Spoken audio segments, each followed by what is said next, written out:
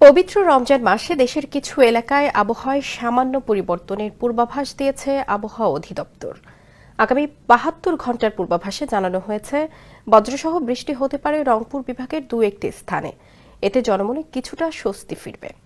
শনিবার আবহাওয়াবিদ AKM নাজমুল হক স্বাক্ষরিত পূর্বাভাসে এ তথ্য জানানো হয়।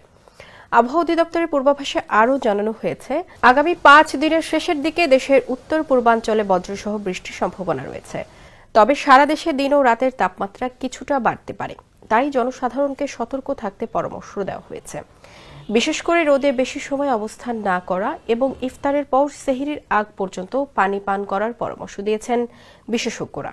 দেশ জুড়ে তোলপাড় ওয়ালটন ফ্রিজ কিনে আপনিও হয়ে যেতে পারেন মিলেনিয়ার। ৩ দিনের ওই আবহাওয়া পূর্বাভাসে বলা হয়েছে, শনিবার অস্থায়ীভাবে আংশিক মেঘলা আকাশ সহ আবহাওয়া প্রধানত শুষ্ক থাকতে পারে। তবে রংপুর বিভাগের দু-একটি স্থানে বজ্রসহ বৃষ্টির সম্ভাবনা রয়েছে। সারা দেশে দিন ও রাতের তাপমাত্রা প্রায় অপরিবর্তিত থাকতে পারে। রোববার আবহাওয়া শুষ্ক থাকতে পারে, তবে সারা দেশে দিন ও রাতের তাপমাত্রা ১ থেকে ২ ডিগ্রি সেলসিয়াস পর্যন্ত বাড়তে পারে বলে পূর্বাভাসে জানানো হয়। আর সোমবার আংশিক মেঘলা আকাশ সহ সারা দেশের আবহাওয়া শুষ্ক থাকতে পারে এবং তাপমাত্রা আরও বাড়তে পারে বলে পূর্বাভাসে জানানো হয়েছে।